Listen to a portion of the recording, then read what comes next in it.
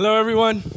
Before I start, I want everybody to raise their hands. Let's give, not right now, don't clap. Let's give a big round of applause to the person projecting the light on me, Raf and his team who mic'd me up, the students who guided you to your seats, and the whole team of TEDxGeorgetown who put this together, and my parents for making me. Otherwise, I wouldn't be here. So let's do a big round of applause for everyone. I am Bali Khan. My real name is Bilal Zubair Khan. I am from Kashmir, which is a disputed land between Pakistan, India, and China. My father moved to Karachi for a betterment of his family, so I grew up in Karachi, Pakistan.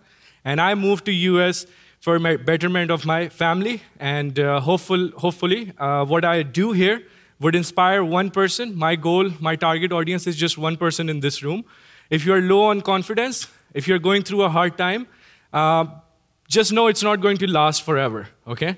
And if you're going through a good time, if everything is working for you, just be humble. Because if you're not humble, you're going to go through difficult time. At Georgetown University, I do events and communication for the #1 ranked master's program in the country. Through these events, I've met King of Spain, Princess of Jordan, Prince of Greece, head of states and ambassadors from around the world. But I want to share where all of this started for me. Today, I'm invited to talk about the fundraiser I did for Sakina Halal Grill that feeds people experiencing homelessness. And everybody's been celebrating me from past few years within the community, but for once, I wanted to get up on the stage and speak from my heart. Because 7 years ago, I was standing over there as one of the camera operators at TEDxGeorgetown. You know that American saying, my jaw dropped on the floor? I never picked mine up. The first time I saw a speaker, I was mesmerized. How are they doing it? How are they able to do this? And somewhere deep down, I dreamt, maybe one day I would be able to do it as well. So this right now is my American dream, big American dream. And you're playing a small role in making it possible. When I talk about rethinking American dream, because when we move here as immigrants, it is to survive.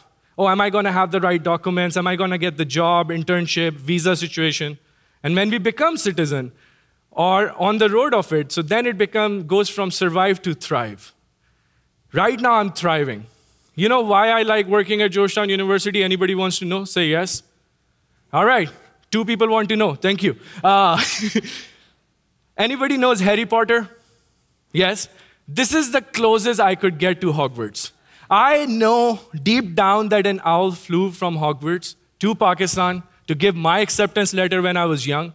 Something between India and Pakistan, some conflict region, the owl wasn't allowed the air entry. That's why I couldn't go to Hogwarts. So when I came here and I got the opportunity to do this job, I did not ask what my title is, how much I'm going to make. I just joined here. And it has been an incredibly humbling experience being at Georgetown University.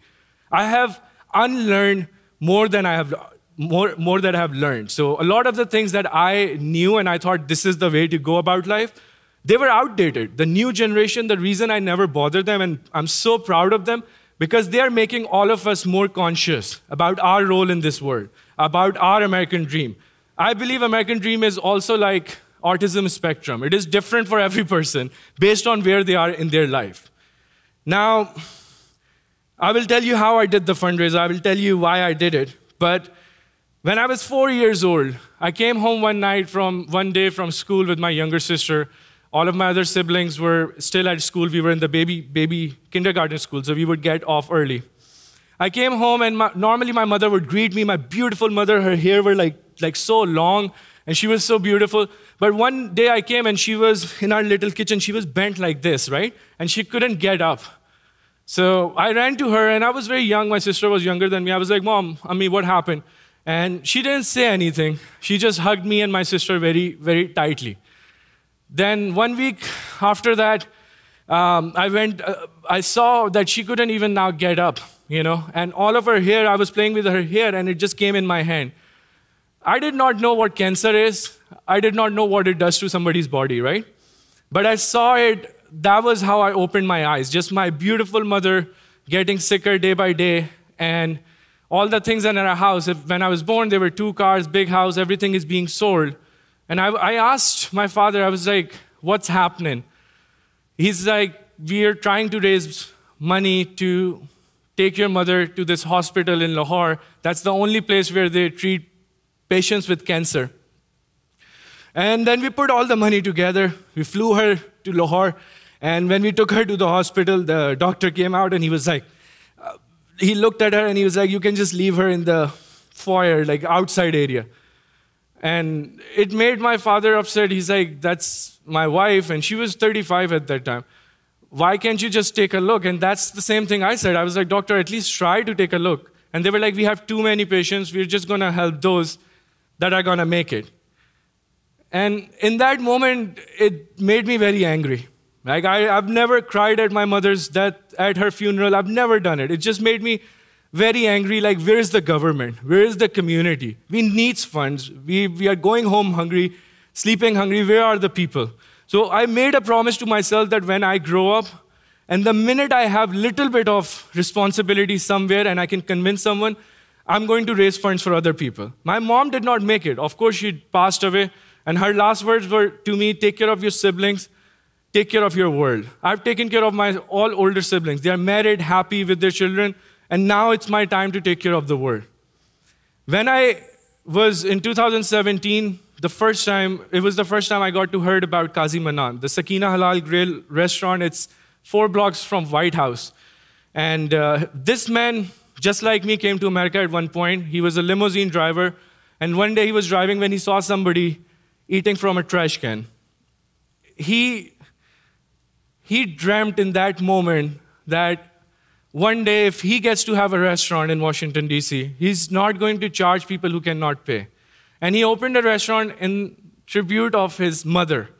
So when I saw his story on Facebook, somebody did a story about him, a video about him, it went viral. I felt really inspired. I was like, wow, this man is really doing what he needs to do for his dream, and he's giving tribute to his mother. This was 2017-18.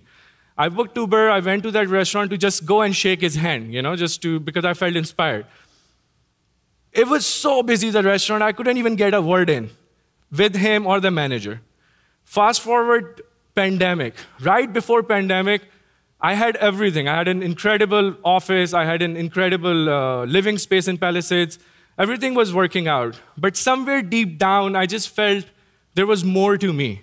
Like most of you feel right now. If you have that gut feeling, then it means there is more to you. So I decided that, okay, I've been working for 10 years under different projects for State Department, going all over the world. I'm just going to take 1 year and focus on myself and what I want to achieve. The year I chose to do that was 2020. I'm not good with, judging future. So the minute I put in my resignation, 2020 starts, the whole country goes into lockdown. I lose not only my consultation gig, I was doing something with NBA at that point, but I also lost where I was living. The lack of routine, the lack of job sent me into depression. And if there are people from Southeast Asia, brown men here, just go to therapy, okay? Just please, don't do 10 more push-ups or make music. Don't do it, bro. Just go to therapy. Stop watching Jordan Peterson, Andrew Tate. You are not these guys, okay? Women, that's your goal, like women in your family, friends, lovers, they want strong men, yes, but they also want a safe man, a stable man. I wasn't that at that point. So instead of going for help, asking for professional tools and techniques, I isolated myself. My songs became sadder and sadder. First it was Don't Stop Believing, and then it was Adele's I'll never mind, I will find someone like you. And I was thinking about my jobs like this. The ads on social media went from call us today to invest to call us today to fix your credit. My family members, when we don't take care of ourselves and isolate, we become negative. And we become negative to the people who love us the first. And that's what I did. So people stopped picking up my phone calls. I lost the home, the job, mental health was in a way that I started living in my car. I started from hotels, motels, couches of friends, and then in my car. At that time, I didn't remember who I was, what I had done, what I can do, because I was just trying to survive. It was 2 years ago. To this day, I sleep in a way like I'm scared. A lot of people fantasize going out on the road, exploring. They've seen that movie Into the Wild. Don't do it. Have a plan. It's so scary out there, you know? So I was really hungry, and what I did, you know, you don't have time to depress if you have bills due. So I was like, oh, I got to do something. So I started creating colorful QR codes. Everybody was making black and white. People were afraid to touch anything in COVID. And restaurant owners liked my colorful QR code, so they were giving me business, and that's how I was surviving. During this time, one day, a restaurant owner invited me, and he didn't pay me for the work that I did. I was in my car in a parking garage, really sad, and now I'm okay with crying, seriously. Before that, I've been trying to man up, didn't work. So now I cry whenever I feel like it. I was crying in my car, and then I saw a person over there, and that was the owner of this DC restaurant who feeds homeless people for free. So I just walked up to him. I was like, hey, I've seen you. I've seen you in that documentary. I've seen you over here. You're an amazing person. Look, I make these menus. He was standing with his friends. He said, son, why don't you come to my restaurant in DC? So I was like, okay. So I drove there, and after I pitched him everything, like what I'm going to do, how am I going to do, make his menu, he was like, okay, here you go. He gave me $120 for my work, and then he was like, listen, I'm about to close this restaurant. And I have 3 weeks, I think, at that point, he said. And I was like, why would you close this restaurant? You have fed 90,000 meals without telling anybody. You've been kind to Washington, D.C. You've been kind to United States of America. How dare you not ask for kindness for you? And he's an old school person. He was like, what do you mean? I was like, let's do a fundraiser. That was the first time where I thought when I was 5 years old and my mom's funeral is happening, that promise came to my life. I was like, oh my God, all this time I've been following my dream. I've been trying to achieve that.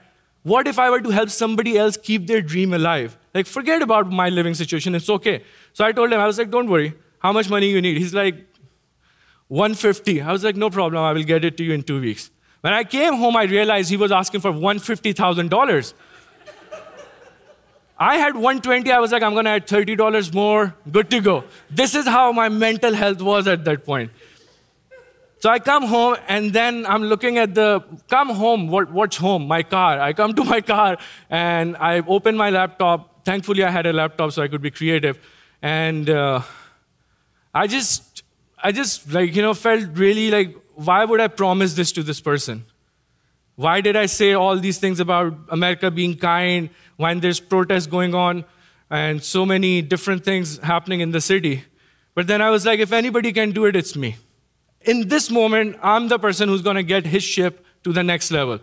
I sit down, and can you guys believe it? Like, for somebody who hadn't worked for 2 years, didn't even know his own name, everything came back, you know, and I put this fundraiser in 30 minutes, the whole story, structure, GoFundMe, all of that. And I was like, if I want people to do something about it, to donate, I'm going to be the first person to do it.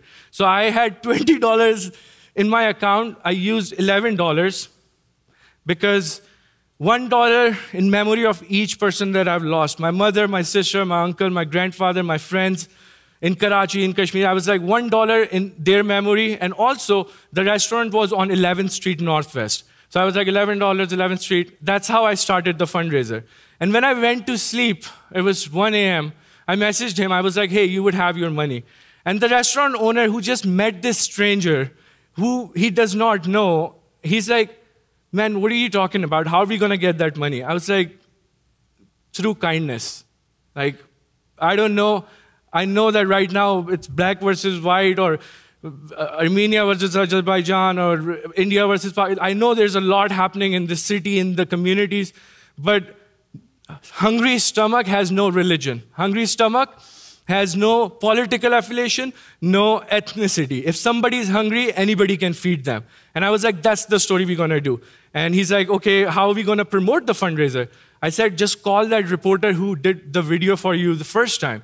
He called her, she came running, and now when it was time for him to actually speak and ask for help, how difficult it is for men to ask for help, he was choking.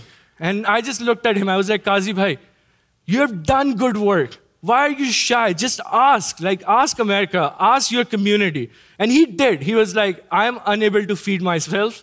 That's why I cannot feed people experiencing homelessness. And I was like, talk about how your space is a landmark for dignity and respect, no matter what's in the wallet or how anybody looks.